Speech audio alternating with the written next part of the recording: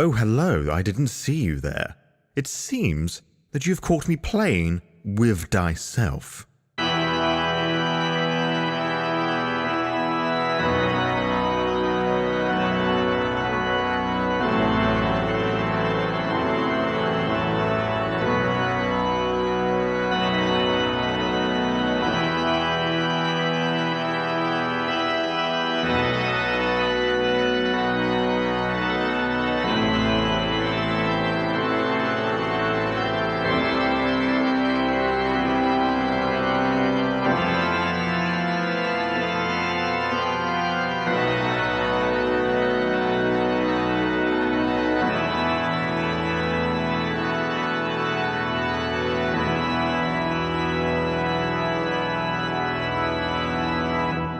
Good afternoon, good morning, good evening, whatever time zone it is, whether you're in the world, it is your Lord and Saviour, with Season 3 of Episode 1 of the Playing With Diceself podcast, where that sad British goth boy plays TTRPGs by himself. The TTRPG in question is Cyberpunk RED by Aurtakis Storyteller Games, the role-playing game of the near-dark future. And unlike previous seasons where we have used solo rules of my own creation, this time we're using official rules supplied by the developer themselves, single-player mode, a solo role-playing guide and games master emulator for Cyberpunk RED, and this copy was sent to me by Aurtakis Storyteller themselves, so again, thank you ever so much for that. We're having so much fun with it at the moment. Well, how, if you are only having the first episode with this? Well, in the previous episode, technically our session 0, we made our character a Rockerboy by the name of Peter, or by their monkier, or their handle, Butterjoy.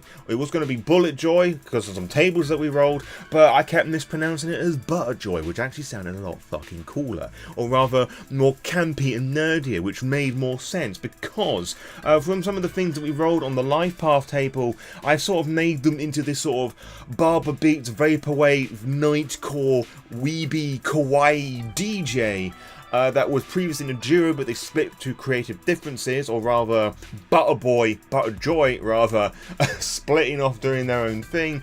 And there's a bit of pressure from corporations anyway, so I think that was just the final push that just left them off to it. They're arrogant, proud, and aloof. Their clothing style is Asia pop, which is where a lot of the weeby shit came from. They have a shaved, striped head sort of pattern, and for some of the cyberware that we have chem skin and tech hair, which allows us to manipulate the colour of our hair and our skin as it's shaved. We sort of came up with the idea that they're going to have this Japanese iconography that says what they think says pride, but it actually says cunt. So anybody who can read that is going to get pretty pissed off by it. But I think that's going to cause a lot of fun, spicy drama further down the line. They have multiple face and nose piercings. They value money the most, and they think that people are wonderful! Exclamation mark. Their most valued person is a public persona who I called Lennon Lemon, and I actually want to revisit that because I think this might be like a group, and it's specifically Lemon amongst that group, but we can decide that with an oracle roll later on.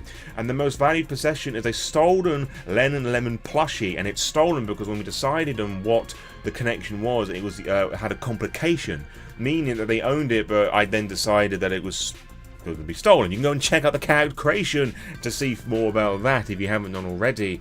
The family background is like a Warren Rat megastructures, and they come from a nomadic family pack, which gave me the idea that this character sort of selling out, wanting to be big and famous for the money, but as they're entering Night City, they're entering that dangerous lifestyle that the family wanted them to keep away from. So I think that could have a very interesting turn in events, depending on what we roll and the direction of oracles and things, because we're going in this totally blind. I have not planned any of this, as I typically do with the solo actual play stuff. I've made the character, we've come up with some ideas, etc. and so forth. The family crisis that they have is that they own debt, and they've inherited the debt rather, and their life goals is to gain fame. We haven't worked out the nature of that debt yet, so we can work that out as we go along. They don't have any friends or enemies as of yet, but they've had a few tragic love affairs.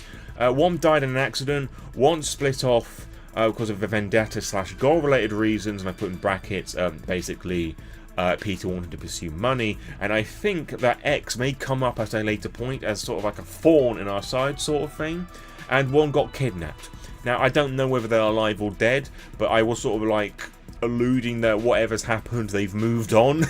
So it's obviously not that much of a deal for it. And we've also assigned various bits of gear, fashion, cyberware, weapons, and all the rest of it. Now, before I carry on, because I know that some people would have picked up on this and didn't bother reading the pinned comment that I left, when I was designing the character sheet, I complained once or twice that I don't particularly like the character creation process. Even with a more simpler version, I still tripped up quite a lot. Because I actually missed out a few of the core parts of the character creation process regarding the skills. I forgot melee weapon, and I forgot personal grooming, so I had to redistribute my points so I could have like the bare minimum amount with that where I was happy. And also I needed melee weapon because I decided that I was going to have a very heavy melee weapon because it made sense to me that they were going to have a katana, because what fucking weeb wouldn't want to own a fucking katana? You know, that was the way that I was thinking of that. And there's a fair amount of damage, like 3d6 damage. And we've got 4d6 here because our very heavy pistol does indeed do 4d6 damage. And I've decided that with that attire that I've wanted to match it a little bit with the dice set, which is something I typically don't do, but I'm trying to like shake things up a little bit. So we've got a mixture of like teals and pinks and blues, purples, all the rest of it. So basically the bisexual combo, other than the tealish one there, purely because it was the first d6 that I saw. And I think it might be nice if like the shade bits of their head could be that colour, and it sort of like lights up by default with their own personal preferences as this goldy colour. So that's what I'm going to do here. I think that is pretty neat. And they've got tear gas grenades, because that's just something that apparently a Rockerboy gets for some reason, because some of these are optional. They've got light armor jack with SP, or stopping points, I believe it stands for, of 11, which basically means anything less than that, they're not going to be taking any damage. It's still going to hurt with bruises and whatever, but if they start to take damage, that stopping power is going to go down by 1. And I also remarked that because I wrote everything up initially, I couldn't read it, so now we've got shit that's been typed up, so that might cause a bit of issues if we start to like lose resources or whatever, because, you know, ammunition tracking is a thing, and stopping points and all the rest of it, and any other bonuses that we acquire along the way. But that's fine, I can just edit that character sheet as and when need be, and just like keep reprinting things off if need be. Because, as I've mentioned before, and I'll probably mention again, I don't like the character creation process, and I think the character sheets are some of the most ugliest fucking things in the TTRPG space. There, I fucking said it. Now, I think with that out of the way, we can actually get started with the very first session of our solo Cyberpunk campaign. And I don't know where to fucking put things, to be honest, and I was trying to think about what sort of things, because obviously they're a Rockerboy, and so there's going to be a lot of music performance, and their main method of doing music is like uploading things to the data pool, which is basically its equivalent of the internet, but it's sort of more forum based, from my understanding of things, or at least that's going to be my interpretation of things moving forward. So basically what every fucking nostalgic person in my generation wants the internet to return to. But obviously, them being a musician, they would have to at some point go out and like do performances in little venues and clubs and the like, just to show that they exist in like some form of promotion. They're not going to be that fucking bedroom bound. And a really important thing regarding that is that they're going to need money, otherwise if we don't get the amount of rent required, we're going to get kicked out. So obviously we're going to be looking for fame and money along the way. And one thing I was going to do to at least get me started is that towards the back of the core book, we have like a bunch of D6 tables that like random event stuff, but some of them are connected specifically to each of the different roles. There's obviously a little chart that gives you a little job amounts, which I'll refer to a lot, obviously. I'm a little disappointed, honestly, that the solo play doesn't have anything like that, and we're just left to those specific 3. I get it, but there are going to be some things that I feel are going to be creeping up on me that I wish that it would have included. So, we're going to roll on a d6 and see what the Rockerboy hustle will be for that particular week. So we've got 4 weeks to gain some fucking rent. And I rolled a 2, which is no gigs or jobs to be had this week. For fuck's sake! What fucking luck is that? Okay then, never mind. It was a good idea in theory, so what I will do instead, okay, let's try and expand things a bit more. We're going to think about the weather. Nemesis, my good friend, is going to sit over there. Whilst I'm mostly going to be using the oracles and things found in here, this does refer to some free DLC, which you can find on our Telsorian's site, which I will be using on occasion, one of which is going to be the weather, and I'm going to see if the mood of the environment and some other tables can help me to be inspired about what exactly is happening here. Oh, we've also got to decide the fucking month. Well, let's decide this by the month that we're in at the moment. It's the 3rd of October 2025 in the year of Lord Tad. Well, it's 3rd of October 2045 in the year of our Lord Tad. So 20 years in the future. That's a weird thing to think about. So, we're going to say that it's November. It's a D6 rolling again. Use a different D6 this time. Hopefully that'll give me a bit more fucking luck. Let us see what the weather is going to be. How that's going to inspire us as well. Okay, so it's warm. So it's about 15 degrees Celsius. I'm going to roll again because there's a second bit to that with current conditions, which is a 2. Clear. So it's a clear October day, and I suspect that our Butterjoy is probably making some sick beats, because we remember that the whole vaporwave barber beat sort of thing, it's all done with the data uploading. It's remixing and sampling, and in some cases just outright slowing down already existing tunes just to give it a different, like, laid back sort of vibe, like the sort of thing that you'd maybe just zone out to as you're getting your hair done at the barber's, hence the name. It's a very interesting little history there, so go and check that in your own time, and I'll probably refer to that at least once. However, I want to do a little roll here to see how well our little beats are going to be working on. You know, just something that we're doing in a bit of downtime before we, like, go about and actually, like, find something to do. Because I think that this first week's gone, we're sort of getting a bit fucking hesitant to, like, get the ball fucking rolling. So that requires our first fucking skill roll of the campaign. So if you don't know how checks work in Cyberpunk, it's a D10 system. You just roll 1d10 and you're looking to beat a certain number, right? And in this instance, I'm going to say that the difficulty value, or DV, which I'm probably going to shorten it throughout, is an everyday challenge. You know, this is everyday stuff for them, and I'm looking there because I've got the Games Master screen set up here. The difficulty value for an everyday thing is 13, right? So I want to roll a d10 and beat 13, but we've got to look at our skill in question to see how that fares. So this is a composition task, and each skill has an associated attribute, which in this case is intelligence. I know because the stat for that is 4, and the intelligence is 4. I didn't write down the associated attribute or ability, I can't remember what they're called, with these, which is fine, because with this character sheet you've got the stat column, the level column, and a bonus one, and then you've got the total number that you're actually adding to the d10 roll. So in this case, the stat is 4, the level is 6, I'm going to be starting off with 10, I'm going to be rolling a d10, and hopefully I'll beat that 13 to come up with some really cool beats. Now, let's say that was 13 already. Like, why are you rolling it anyway if you're just going to beat it naturally? Well, you could roll a 1, which actually ends up taking away things, so I could be doing really badly. I hope not, but so far things are in our favour. This is an everyday thing for Butterjoy. Like, they've got these headphones on, the cans, as it were, working on a little laptop computer, like, working on what the equivalent of, like, Ableton or Fruity Loops, because I know that those two are particularly well-known software things. I'll go with Fruity Loops, because I think that just fits the character rather nicely. It's also food-orientated as well. So anyway, let's roll our d10 and see what we get, and hopefully we'll beat this very simple task. 4, which is just over the amount, which actually makes it a bit dangerous still. So we got 14, and we beat the everyday DV of 13, so we're able to make this really cool... What sort of vibe is it? Let's actually use some of the oracles to see the sort of vibe that we're going with this. Obviously being, like... I've given, like, the 3 genres, like Vaporwave, Barber Beats, and Nightcore, all of which gives, like, very different sort of vibes. I'm going to roll on the adjectives tables twice to see what we get. And to do that, we roll on a D100.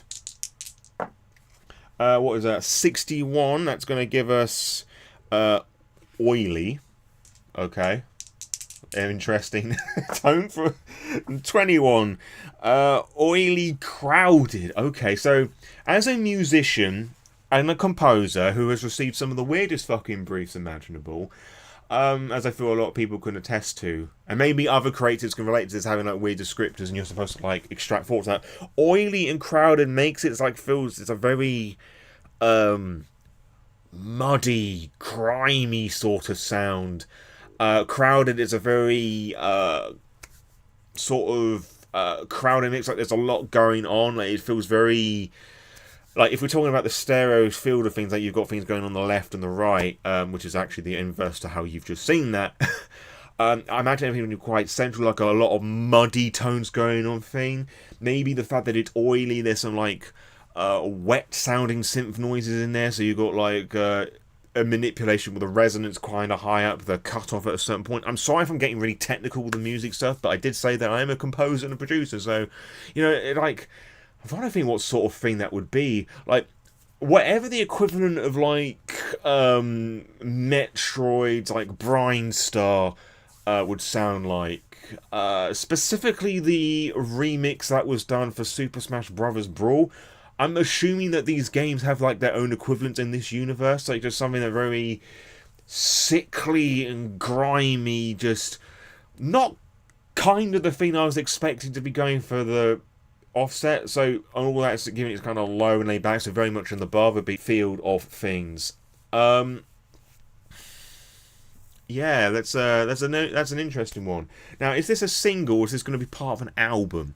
And I think some of our environment is like little pillbox, like compartment space. It is literally just like I forget what they're called, like one of those compartment hotels you get in Japan, which is basically just a room, a bed, a desk, and it's literally in a fucking box. I'm imagining it's that sort of thing, but like in a little container sort of thing. But anyway, is this an album or a single? Because I think our environment might be influencing a little bit of how we're doing things. So as we talked about in the session 0, we're going to use the closed oracle table to work that out. I like the idea that it's actually relating to our environment, so I'm going to say that it's likely. So we're going to be rolling a D100 again, and depending on what we're going to roll, it's either going to be no of a complication, complicated, yes, or yes of a complication. We got ourselves a big fat 80, so we come over to likely where it says, and that is a yes, so this is an album. So this was influenced by our environment around us, and it's an album. So okay, this is like track 1 of an album, so we're not uploading it straight away, we're going to be working on an album. I like the idea that with this, that we might just work on like a track a day. And how many tunes are going to be on this album? I'm going to roll a D10 to work that one out, because an album is like typically 10 or so in length. 1.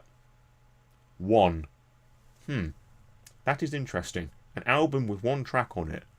Okay, I'm going to treat that as in, I'm going to roll the D10 again, and whatever I get, I'm going to add 1 to the thing. So it might end up being like a fucking EP or something. Now, if I roll another one, I'll add 2 and keep doing it until I stop fucking rolling 1s.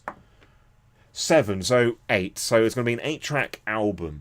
And I wonder if I can actually give this album a name at this point. Do they have a name for this at this point? Let's roll the Oracle thing again. From my own experience, I tend to come up with the album names straight away, often because they're soundtrack associated. So I'm going to say likely. Not wanting to like insert myself too much into this. 27, which I believe gives us a big fat... Oh, it's complicated. Complicated. Why is it complicated? Let us come to some tables to try and work that one out. Some adjectives. Why is it complicated with a D100 roll? What is that? 99. Virtual. And 6. Virtual brutal. What does that inspire? Well, brutal makes me think it's angry. So maybe that there's something happening, or something that has happened, but he is seen on the data pool, and he has to be careful with the names so he doesn't get fucking killed. Like this little hotshot thing, because he's got corporations and things watching him because of the creative differencing with the duo. Which is interesting because we had previously established that there was a critic that was after us, but not the corporations. Okay, I kind of like that. Now, is there a table specifically for that sort of thing that could help us determine the sort of thing that's going on in the city at the moment? I wonder. Okay, so I can't seem to find anything that's, like, specific to, like... I mean, they're like random events when you're out and about in Night City in this book and in the core book, but what I'm actually going to do... Well, we're doing this as a company-related thing, so I'm actually going to Roll a D100 table on the company/corporations tables, which is spread across a few pages, which isn't at all confusing to look at. Okay, let's roll on the company's corporation and see what we can be inspired with, because I think this might actually lead into the direction. This could us like leaning a little bit into like a media type, or finding a media to help us report on the situation. So maybe like having like samples of like speeches and whatnot in there, and us making music and beats around that. I was wondering how he would form a crew of people, and then obviously we have to find a fixer, etc. and so forth, but this is a very interesting way of building a fucking campaign, I feel. And of course, you could do this in a more traditional sense, because remember, the book says, and Game Master Emulator. And I think it's really fucking cool that they put that there. So people know it's not just a solo play rule, although calling it single player mode is a bit of a fucking weird choice in that case. But regardless, let's roll on the company/corporation tables and see what we get. 31 gives us Kang Tao mixed quality firearms. Okay, I'm going to make a note of that, because that sounds like it's going to be really fucking important. Of course, I would have to put my journal under some fucking heavy books. Great work, Law. So something has happened regarding the Kang Tao, a mixed quality firearms, that's inspiring this dark, grimy album. But what? This 8-track album. Which is obviously going to inspire us to get off our fat asses and actually do a bit of investigation work. Which isn't as jolly and happy as I thought he was going to be, admittedly. But interesting. This is so fucking cool. And I haven't even fucking started playing yet. We're just establishing the world building stuff, which is admittedly going to take up most of your time with solo play, but because you're doing the game master stuff as well. But let's just use the generic verb, noun, and action tables to work out what's going on. And we're going to do what I did last time that I did this in the previous thing. We're going to roll want on each table unless something comes up that like stops all the engagement, because I feel I'll come to an answer. That was horribly worded. I'm going to roll as many times as needed is basically what I'm saying across the 3 tables. We've got 17, which gives us corrupt. Wow, that really narrows it down in a cyberpunk plot. 35, Edge Runner. Okay. I like where this is going in my head, that somebody who was like free speeching, you know, seemed like a good ally for some sort of noble cause, has now signed up a sponsorship deal or something, or they're a solo that's been bought out. This fairly well upcoming solo that our character and perhaps others have been inspired by has been bought out by this company. But that doesn't answer why exactly. I think we need a bit more information with that, because that's just like fucking standard comic book cyberpunk affair. I've just come off unboxing those, which a separate video card somewhere. So 80, what was that? Yeah, 85. Sleek, which interestingly enough meets with the oil thing when we're making those beats. Sleek. Okay. I like the idea. It's like something to do with the environment, maybe. Something to do with waste. Something to do with the mixed firearms. Now, I don't know the law regarding this company, so I may just be chatting shit. I don't know whether they just like made up her name here. Actually, I can just fucking look at the wiki for that, can't I? And just think that's a pretty good place for it. What was it? The Kang Tao? A few moments later. Kang Tao's a weapons manufacturer, initially Taiwanese, later on Chinese. Kang Tao was originally headquartered in Taiwan, which became manufacturing haven in the late 2000s, after which the company declared independence with the help of Japan and Arasaka. Kang Tao became an industry giant among the Taiwanese companies. Unlike the rest, it kept its independence by not selling out to Japanese business interests. Kang Tao manufactured weapons that were distributed through Asia and made their way into the US. In the 2040s, Kang Tao was restructured into a Chinese-based company, making its way to the top tier of weapons manufacturing at a tremendous pace, thanks to bold choices, courageous strategy, and government backing. In the years after the Fourth Corporate War, Asia was ravaged by war and unrest, which left many countries crippled and deeply scarred. China was no exception as it recovered from the initial turmoil, but its years rebuilding recovery were almost at a time of great opportunity. The restructuring of Kangtao began in 2046 with the appointment of the former army. Okay, so this could be start of that promotional stuff, because the rest of it just talks about like 46 and beyond, and we're doing this in 45. So maybe that this edge runner, this influential edge runner, is putting their backing or their money or clearly some sort of like social media or the equivalent of thereof twist and things, but they're quite a big thing. So pretty big fucking fish. So we've decided that the weapon, the sleek bit, I'm not getting really much of a vibe for at the moment. It's like a smooth transition. I'm going to roll on the adjectives again to see what that comes up with, to see if that helps a bit more. It might even add to the sleek bit or provide some more context for it. 23 gives us crystalline. Sleek and crystalline work well together. Maybe it's to do with the edge runner themselves. Maybe they're like down and gritty, you know, with the kids sort of thing. But now they've been represented. The oil is not literal oil. They're grimy, they're dirty, they're a fucking snake, they're a traitor. And now they've been presented as this like squeaky, clean, crystalline, sleekly dressed traitor. And this is a political thing, as all art tends to be, but this is very much a political attack on the Chinese company, which is having some Arasaka backing, but whether they know that or not is a different matter entirely, they being Butterjoy. But we are revolting against that. Okay, so we want a bit more of a snoop regarding what's going on at the moment, because we want like some maybe some footage or like some like outside ambient sort of thing and speech and protest stuff that we've talked about before, which kind of hits home with a lot of things that happened in the 20th century, the 20th century in the real world, I suppose. Yeah, this is going to be real fucking cool. So, a lot of time has been spent building upon this. So, really, it's now coming down to the point of, like, getting out and about and finding someone to talk to.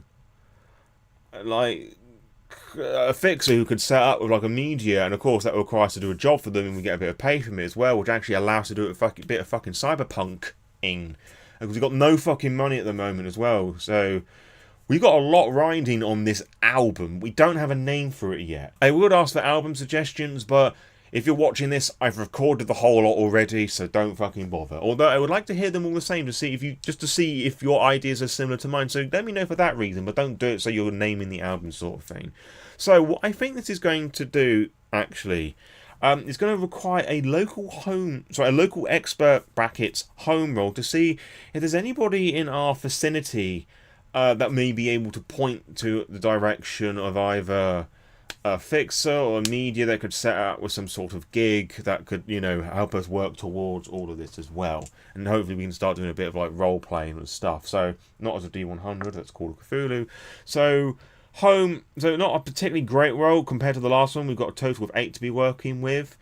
I'm trying to think whether it be everyday or difficult. I mean, we're trying to find somebody at the moment, so I think we've done this enough time and been around enough people to have a basic idea of what this is doing, and this is around our local environment, so we would know who to or not to talk to, right? So I'm going to say that this is an everyday thing. There's no particular reason why there wouldn't be like an abundance of fixers or whatever, or at least somebody could say, go and talk to that person over there. So let's just roll, and hopefully we can beat 13. Oh, we got a 10, so that means it explodes. Just the one. So at the moment we've got 18, which beats that, but we're going to roll that again. And that's going to be our result. 18 plus 7. I can't do maths. 19, 20, 1, 2, 3, 4, 5. 25, which is up to like an incredible thing with a difficulty value. The only way to beat... Alright, so wow. Fucking hell. So, I'm trying to think how this plays out. I'm assuming that we find, from that we find the media person in general, or at least someone who is enthusiastic as we are about this. So let's actually use an oracle to try and work out what this is. I'm going to say this is a 50-50 thing. Yes, it's going to be, we have found a media person who's going to help us with that, providing that we do something for them first. Otherwise, it's going to be like the fixer who could point us in the direction of, and then do a thing for them. So let us roll D100 and just say 50-50. It's 33, which is complicated. And yet we rolled really fucking well. I wasn't prepared for this outcome. So it's either or. Okay. This makes me think that so we meet somebody who knows, because we were looking for somebody specifically to find, like, we were looking for a media person to help us with this, right? And yes or no meant it was going to be a fixer, yes, it was going to mean that. So I'm assuming that we find somebody who knows about the media person, but it's complicated because something's happened to them. And that is where I think I'm going to refer to the Oracle again, because this could be just like, how does this person know this? So let us see if it's a friend of theirs or it's a fixer. I'm going to sneak in that fixer some way, somehow. Like, oh, if you, buddy, we work together, help me out with this, I'll pay you for your time, you know, sort of thing. So is this an average Joe, or is this like a contact of theirs? Which could be, I'm going to lean more into the contact thing, because that might just help things like establishing a crew as well. So, I honestly think that it is likely to be a contact, because of how well we've rolled, and everything else I've waffled about already. So I'm going to say that it is as likely. Let us see what happens. 53, which is yes, with a complication. So this is a contact of theirs. So like another roll, which I'm actually going to find with a D100 and determine who this sort of person is. So if we bring them along for the ride, or there's a bit of a fight that happens, we'll know what to roll. You know, weapons and stat wise. Rolls is found on page 56. What are they? This is all very exciting stuff. I hope this is exciting for you as it is for me. But man, this is so... I wasn't expecting things to get so fucking dark so quickly, but this is Cyberpunk, and it's interesting that those words and just the right mental attitude has like led that into a really fucking cool place. Somewhere I never expected to. A fixer! Okay. But we determined it wasn't a fixer. Interesting. But hey, fuck it, we'll roll with it. It's a complicated... Yes, it's a fixer.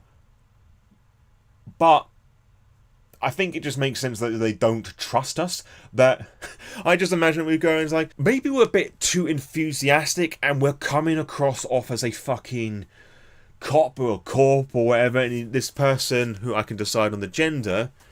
with a D3, like I did last time, because they're three presented genders, I should say, male, female, and non-binary, which obviously encompasses a lot more, because gender isn't just defined by those three avenues. It is an entirely nuanced subject. D3 is a D6, so 1 male, 2 female, 3 is non-binary. 3 is non-binary. For my sake, I'm just wanting to have an idea what they look like. I want to roll again on a D6, odds and evens, to see whether they are male or female presenting. In my head I said odds was female, so that's what we've got there. So what is this fixer's handle? Because I don't think, they don't trust us, so they're going to give us a handle. It's always a good idea not to give us the true names. That gives us a lot more fucking shit to fuck about with. You know what I'm trying to say. You know, too much trust, etc. and so forth. Where are the fucking names? I should really put some more bookmarks in these places. Handles. Oh, 55. Literally on the adjacent page. Inverse. Right, so we're going to roll on a D100.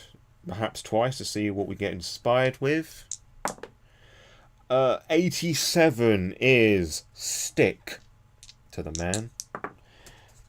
43 is stick crash. Crash stick. I'm going to go the other way around. Crash stick. And I did have my book somewhere. Oh, it's there. Crash stick the fixer. And when we develop a bigger portfolio of NPCs, there are some NPC sheets that come with this book. both PDF and physical if you want to write directly into the book. But you can't get fillable versions of the fucking character sheet for some fucking reason. Artel Sawyer, what are you fucking doing?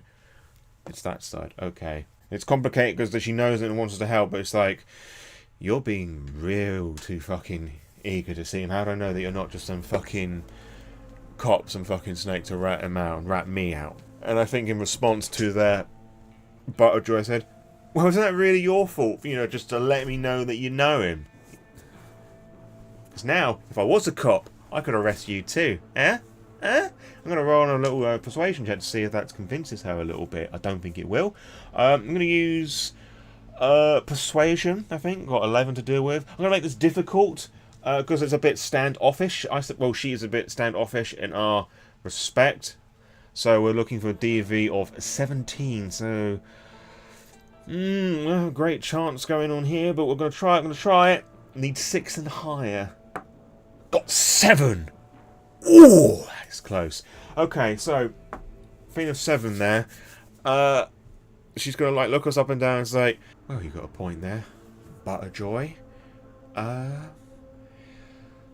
Well, yeah. I mean, we're trying to put together some people to try and go and rescue. And if you're looking to get this story out there, I suppose we can work together for now. But don't get too excited, please. I've got a fucking headache.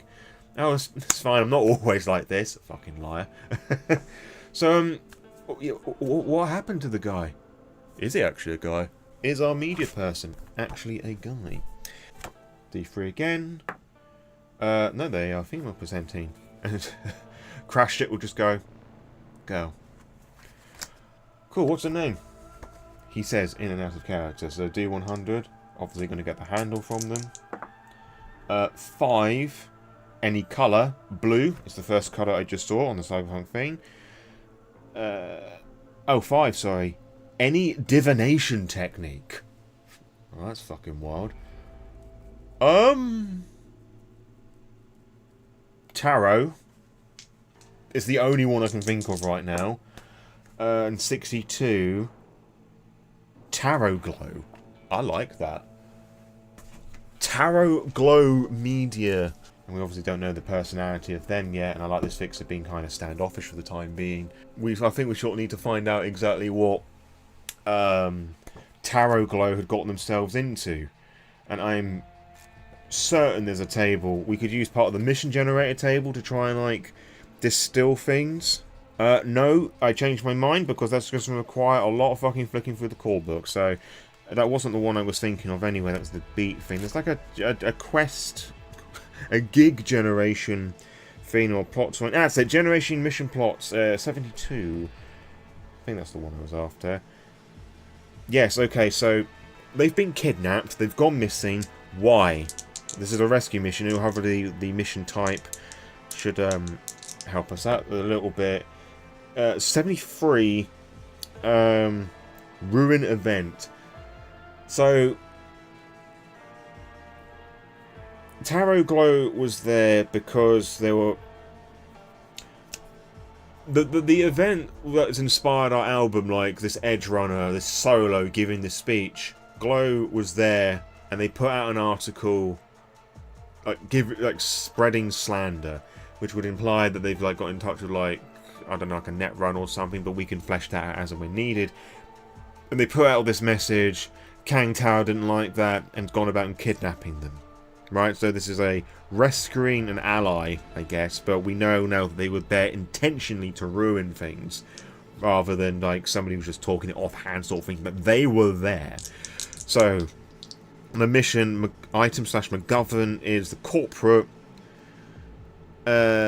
We know about the corporate, it's to do with weapons, which I don't even see here. I'm going to use the plot twist table in the next page over to see if that gives me an idea, like, where they're being kept, or like some other detail about them being kidnapped that I can actually work with a little bit. Not in the intended design, but really the intended design is whatever you fucking make of it. I can't actually see what that is. That is 66. Yes, 66. So the next page. Split objectives. The crew must decide between 2 conflicting goals. Okay, which could lean into the complication bit here. I wonder. If I turned those numbers upside down and made them 99, what does that become? Wrong place, wrong time. The gig location is for Battleground for Game War. I like that one a lot more, actually. That could also fit into the plot twist a little bit. Like the Fixer's done a bit of digging around. They were escorting Tara Grove to someplace safe, and the vehicle got attacked by some gang. So now it's trying to work out who's taken the media. Is it this gang? Or is it Kang Tao? And what is the gang in question? Does our Fixer even know the gang that has taken them? Which I think is a good thing to do with the close question oracle. I mean, they know so much, so they know enough already to know that they were kidnapped by them and a gang's involved, so I don't think it's out of the question to know that which gang would be involved. I will say that it's likely. 1. So that's a no. They do not know the gang there. Jesus Christ, I have... So it's very recently when I've done these solo things, I've rolled just 1, and I don't ever get it anywhere else with D100. So I think part of the investigation is actually finding out who's taken them. So I think at this point, Butterjoy in complete naivety would go, no, wouldn't be the best place to go and find where they had the crash site, see if there's anything around there. There may be somebody who have witnessed anything. You really think that you can get people to tell you what they saw? I mean, what are you talking about? I've got my amazing charm. You are complete opposite of me, so if nice cop don't work, spicy cop might. Oh, Jesus fucking Christ. And you want to put out an album talking about all of this. Hey, look, just because I'm all happy and bubbly doesn't mean I have to put out happy and bubbly music. This is really important, man. Woman, person, whatever, just shut up. Now, do they have a car or will they have to take some fucking transport? I think it makes sense for our Fixer, rather, to have some automobile, so I'll say that is likely. 16. No with a complication. How can you have a no with a complication? The idea that comes to mind is that they had a car and it's just been stolen. Now, has this just happened, or is this happening? Because if it's happening, we can stop it and get into a bit of combat. Which I like. And I'd actually like to do a bit of, like, actual play, rather than the world being as fun as this is. I think it'll be a bit more interesting to you. But that being said, I'm going to be fair, because I don't think they would... Doesn't seem entirely professional for a little Fixer to do something like this, so I'm going to say that it's likely that they presently have a car and it's not being stolen, but you never know. They got 96, so that is a flat out yes. Yes, their car is presently being stolen. So, how many people are there not wanting to overpower, because it's a car, like, you're not going to have like a group of 10 people on one car. It makes sense. There's like 2, 3, 4 at a push. So I think I'll just roll the d6 to determine how many people are getting into this car. 1. Okay, so this is one person with a car, and I think... Are they walking down here, or is this something that Butterjoy notices? I'm going to make a roll to see if this is something that Butterjoy notices, because who knows, they may be able to leap into action with their fast reflexes. So, let us roll a human perception. I think that's going to be the most appropriate one here, and we've got 13. Actually, where part of Night City is this, I wonder? We haven't actually decided where our character lives. Is there like a table, just like a location thing on the table that can just give us something, because they're like combat zone, etc. and so forth. Is there like an actual place decider? Locations, perfect. 838. Specific locations, and we can branch that in a moment. Because this, remember, this isn't our location. This is where we are living. So let us roll a d100 to see where we live and where we have located our Fixer. 51. Which is... Can't read. Rancho Cornado. I have no idea where that is, but I think, from memory, If it's the place that I'm thinking of, this is like not quite in Out City, but rather further down south, as it were. Oh, it's actually on the fucking map. I should actually open the map up at some point as well. But it's gonna the 45 map is gonna appear on my face now as I'm reading through this. Was an overpacked suburb located in the south of Night City during the time of the Red, incepted in a place where the workers of Night City could live even after the Fourth Corporate War. This purpose didn't change much, which actually makes sense from our family background a little bit because we like moved in here with our nomadic pack after the war, so we haven't actually left too far from home. By the 40s, the Rancho Connor was a largely overpacked suburb of Night City. The vast stretch of old Beaverville-style housing has mostly been taken up by tent cities and industrial zones that had grown out of the ruins of the previous mini-malls. It was crowded, crime-ridden, and on the verge of disaster all the time, which makes sense of our car being currently jacked. Well, our fixer's car. Although ongoing development project all known as it was arranged, none were taking place in this part of the metropolis. While the rest of the districts were gaining a night manager in some capacity, nobody in the Night City Council was interested to represent the Rancho Coronado. So this is a shithole. In 2045, the district had not seen any major development as such. Rancho lacked in any major resources and necessities to make it function, including utilities such as fire and police services. One of the few reliable places to find clean water in the whole district was a car wash, occupied by the albino alligators, a gang that had a significant influence on an otherwise left-to-die district. We're making a roll to see if we notice this. There's no about it, so human perception is, I think, is the best one here. Out in the open, closed district, shit happens like this all the time. I'm going to say this is simple, like, this is something that people expect to happen all the time. You know, not trying to metagame it, I'm trying to make sense of the situation that's happening here from what we're told. We've grown up in this environment, and we've rolled another fucking 10, so 23, let's fucking go. Not, fucking hell, 9. Yeah, 22. Shitting fuck. So I think that, like, as he's doing, like, the whole mid-speech thing, like, the good-bad cop thing, they notice it from the peripheral that someone's trying to get into their car, and Butterboy will just go and say, "Is that your car there?" Fix will just turn around and say, "Oi!"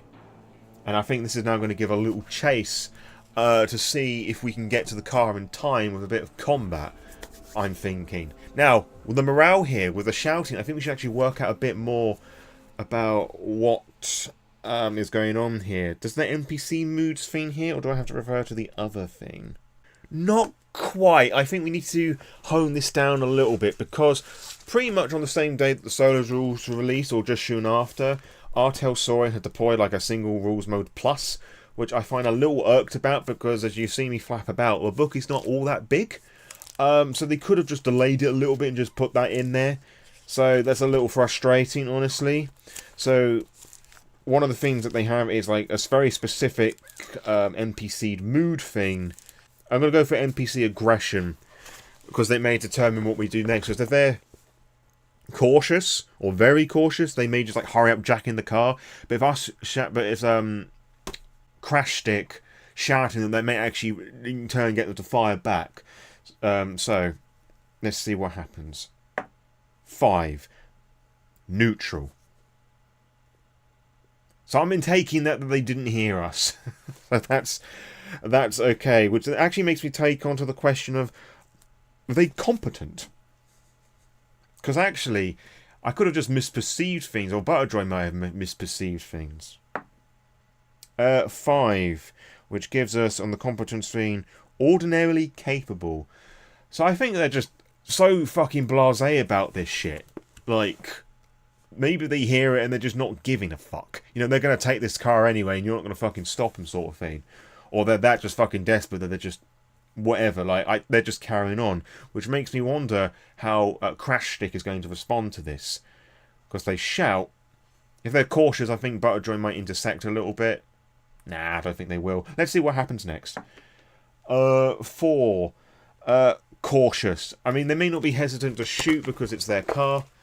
Maybe want to get the surprise on them. So I think that's what's going to happen. And as we're sort of like entering a combat scenario here, I think it's worthwhile mentioning my biggest criticism at present with the solo rules. And I say at present because they may add something in the future, or somebody may suggest like doing this, that and the other, which is absolutely fine.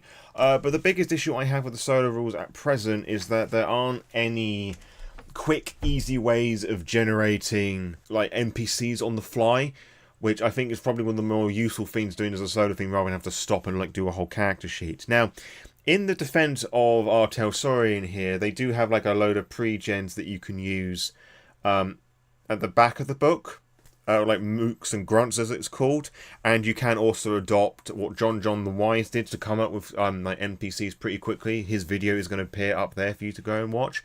Now, I've adapted this slightly so it works a little quicker for my method of solo play.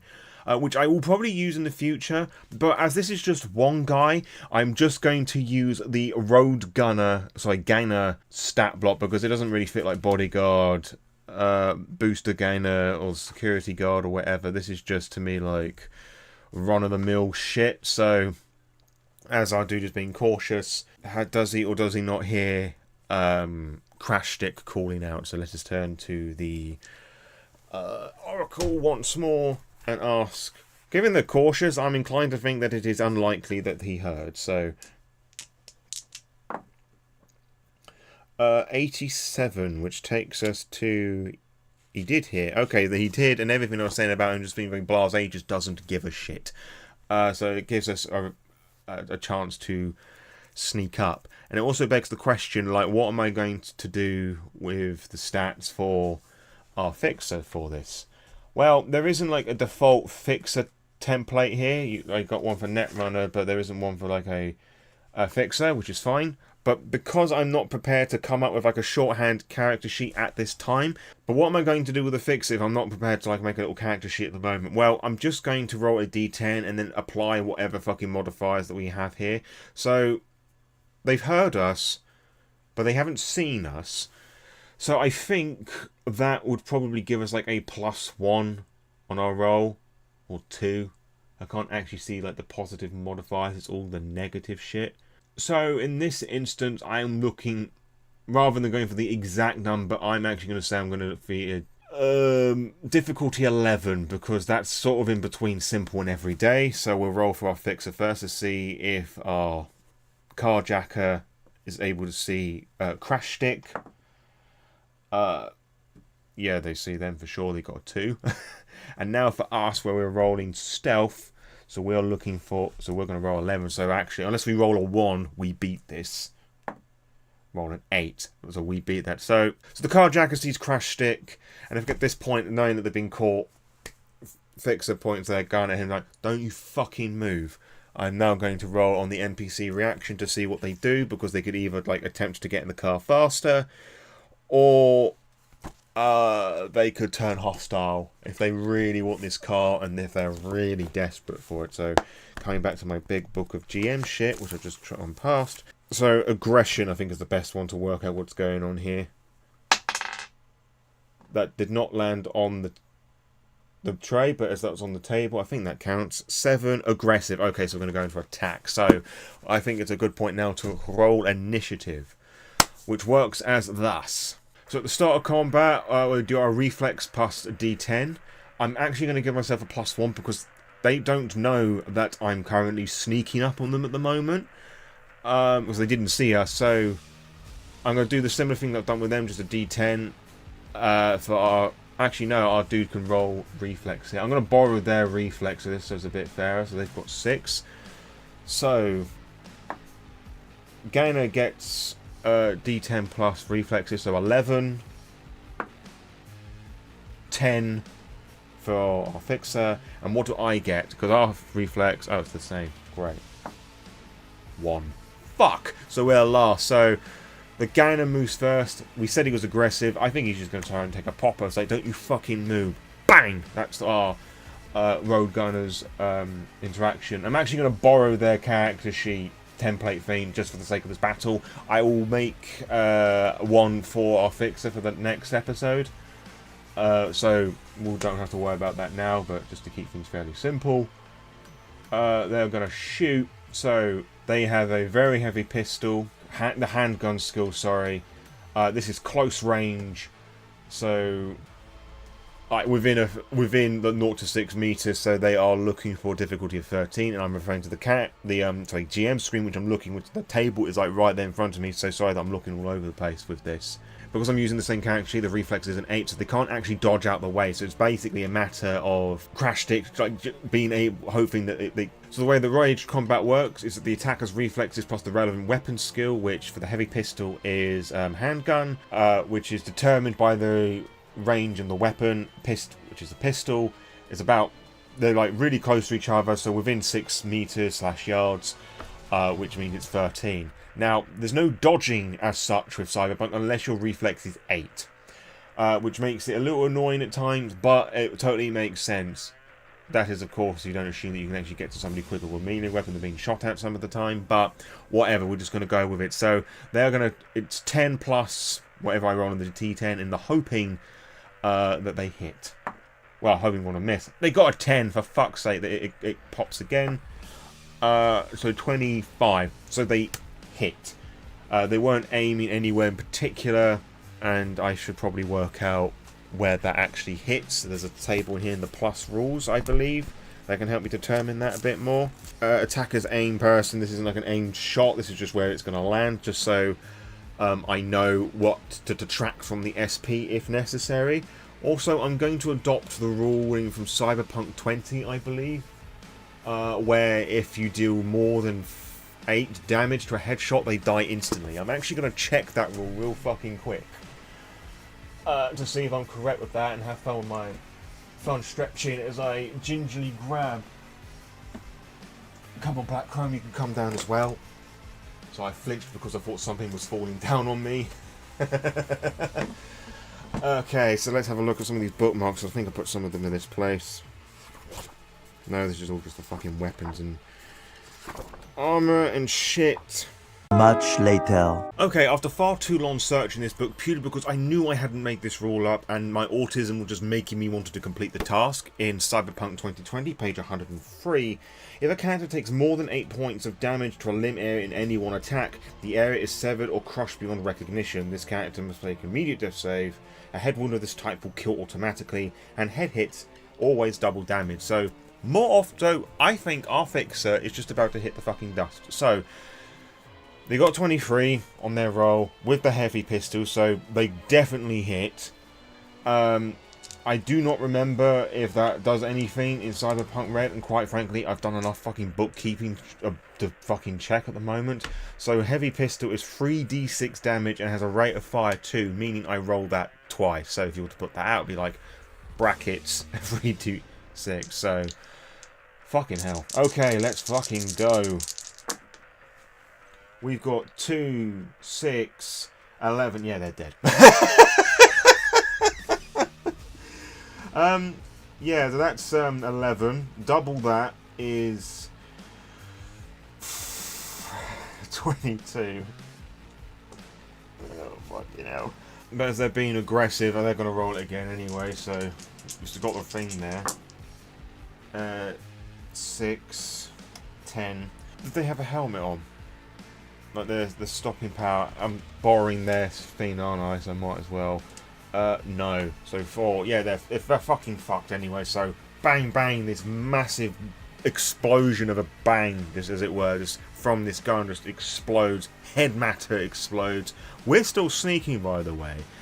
And they're like, yeah, fuck you, it's my car now, you bitch. So we've lost our fixer. But they were our dead fixer was the one that was going to be moving next. Now it's back to us, and we're sneaking. Now, I will check this up, because do we get any modifiers because we're sneaking and we're just about to essentially perform an ambush? And I think as this time is happening, we've drawn our katana, and we're going to try and shank the cunt. And I'm just looking around on the Games Master screen if there was anything that helped me out with that. Do not see anything, so I'm going to refer to the index real quick. I would have thought they would have something dedicated to this. None of the fucking shit that I want. I think this is just a fucking sneaking thing, I guess. Okay, so bang bang, gun goes off. We're moving over for the sneaking thing. Hopefully they will be able to, we won't be able to hear us. Stealth. Well, the gun's going on. I'm actually going to say this is pretty simple, and him shouting, like, he's not going to be able to hear us sneaking behind it, surely. So simple. So Unless we get a 1, we win. 5. Okay, I can't even bother to do the maps, but that's fine. We're able to sneak up on him. Sort of like drawing the sword and like fucking... I imagine our fucking wee barber beats guys like it's honing down sort of thing. Like holding onto the sheath and just deep breath. There's a stillness in their mind sort of thing. Just... really getting into it a bit more than they should do. Not really acknowledging that the fix that they were just talking to has just had their fucking head blown off. So, with that in mind, I'm going to give myself a little cheeky little modifier that. A bonus, if we were, to our, what is that, melee skill, which is, I believe we've got that with 4? Yeah, 11, so, oh, they can dodge, of course they're not firearms, is it? So, defenders, dex, and evasion, so their dex is 4, evasion is 6, so 10. Right, so this is a contested roll. Fuck off, man! Okay, so let's roll it for us first. We're looking for 11 higher. 8. That is good. We've got, I can't do math. 21. 20, 19, 8. Yes, that makes sense. 13. I don't see.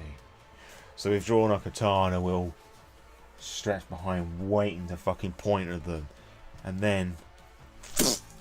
shank them from behind. Okay, what does our sword do? Damage from melee weapons, ignore half of the SP, which is their armor, essentially, for which they have 4. Katana does 3d6 at a rate of fire of 2. And I've just realised that they shot twice when they should have shot once. Ah, fuck it, they was dead on the first one anyway. So, 3d6. Let's fucking go.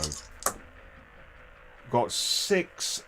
5 and a 4, which I can't do maths. 11, 15, take 4, 11 from their body.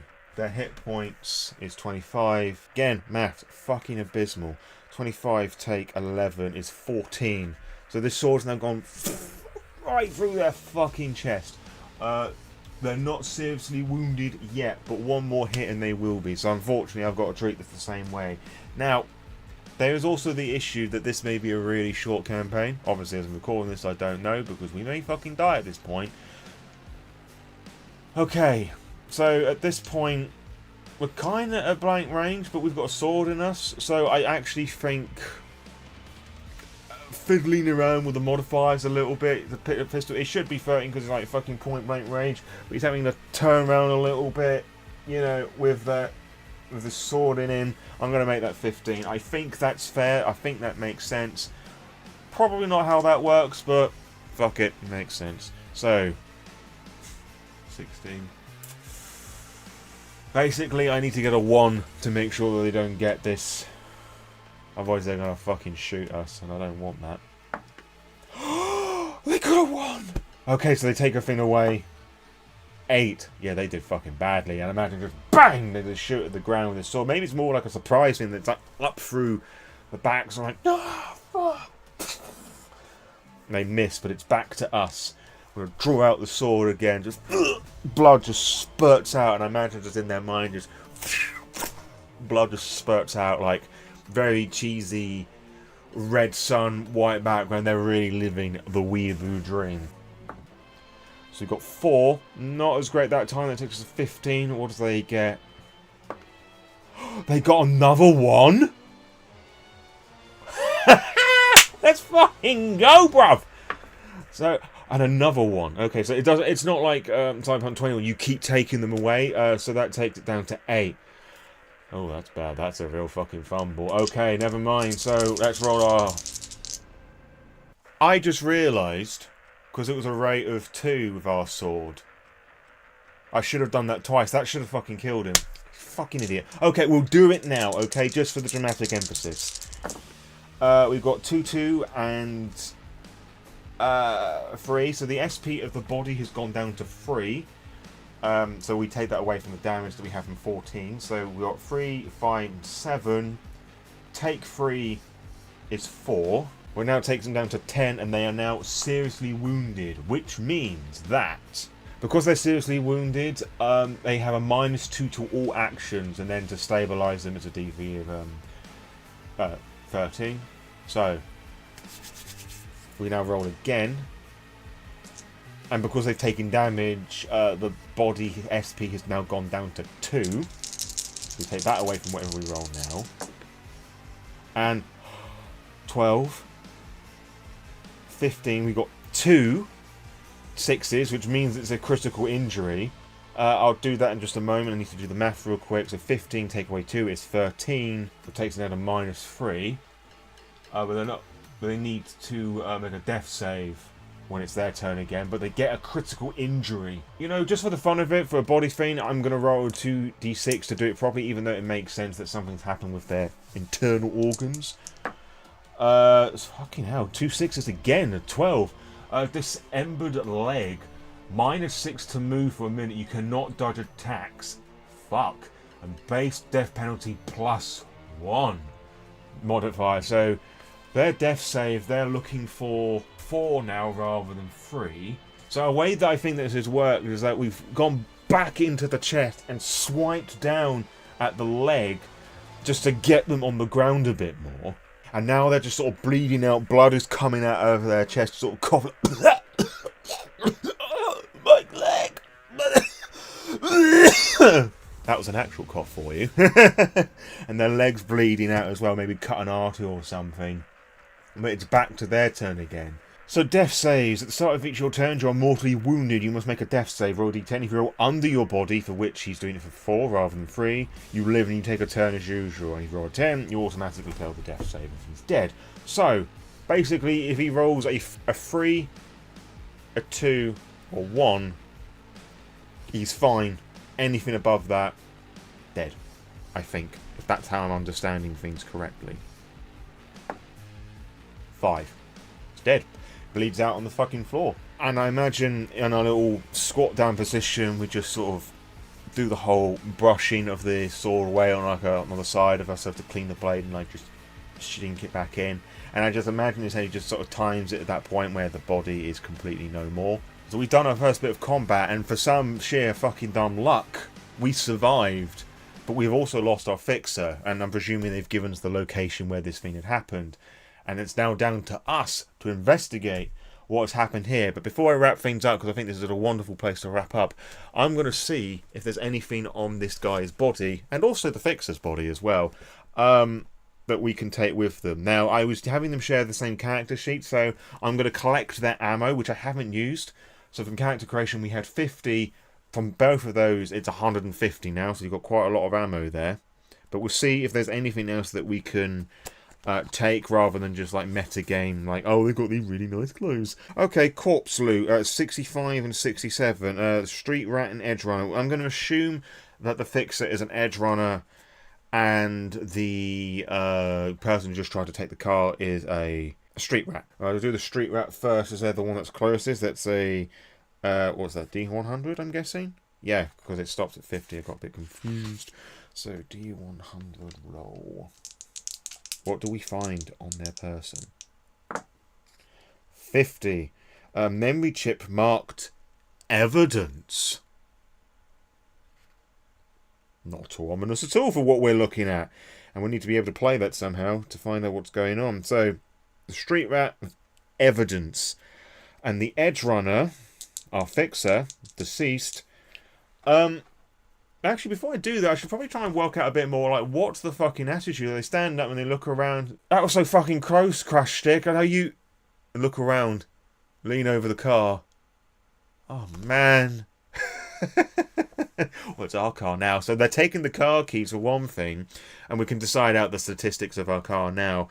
But let's see what else that they have on their person that we can take to honour their memory, you know. Samurai code and that. 86, okay, and that gives us an EMP grenade. Nice, I'll mark that down in the character sheet right about now. But yeah, in terms of... I've lost the pencil that I had. Where's the pencil that I had? It's definitely not behind my ears, for a change. I would mark that down, but the pencil I've been using all through this session has just fucking disappeared somewhere. So I'll do that at some point. But yeah, I think that's a good place to wrap up the first session, as we basically acquired a car, a weird memory chip thing with marked as evidence, and an EMP grenade, and also a bunch of ammo as well, because fuck it, why not? So yeah, not too bad for the, not too bad at all for an attempted murder and robbery. But yeah, that's kind of a little intro to what solo Cyberpunk RED can bring us, the end of our first episode of Season 3 of the Playing With Diceself podcast. And with the next session, we're probably going to do a lot more investigative, where we're going to go to the scene of the crime, see what's being left over, and like try and see if we can have a little chat to see what's happening to this media, so we can come up and make our little sick barber beats about this scummy edge runner who sold themselves out to the corp, you know, to this big fucking slimy Chinese military company, you know. It's like edge runner stuff, like it's like a sense of honor, man. Like, what the fuck are you playing at? We've lost an edge runner as quickly as we gained them, which probably isn't going to look very good for our media potential contact, but that's just the way that it is within Night City, unfortunately. But yeah, I'm really excited to see where this goes. Again, even though I hadn't planned anything, you know, a very boisterous, upbeat character, I wasn't expecting something to be so dark and political just from the get-go. But, you know, with a few tables and like the right mindset, you can really do anything with these themes, and I'm really having a old blast of it at the moment. So let me know about your thoughts and opinions in the comments below, and I just can't wait to get started recording Season 2. But I've got a lot of footage to edit now, and I'll see you on the next upload, whatever that may well be for you, but only once you've checked out the various Cyberpunk books in the description for you to go and purchase as a special affiliate code. Purchasing with those specific links, and I get some of the money back, because I'm affiliate from TTRPGs, and that sort of coinage helps no bounds. It means that you get books, I get books, and I'm able to deliver awesome content to you for free, which means it's all in your favour to do it, really. And again, before I close out, I just want to say thank you again for Aurtakis Games for sending me a review copy for this to try out and review and just have a lot of fun with, basically. And a lot of fun I am having with it thus far. And also, I don't have to worry about making the character sheet for that fixer, because they're fucking dead. So yeah, I'll see you on the next upload, whatever that may well be for you. Until next time, farewell, tune.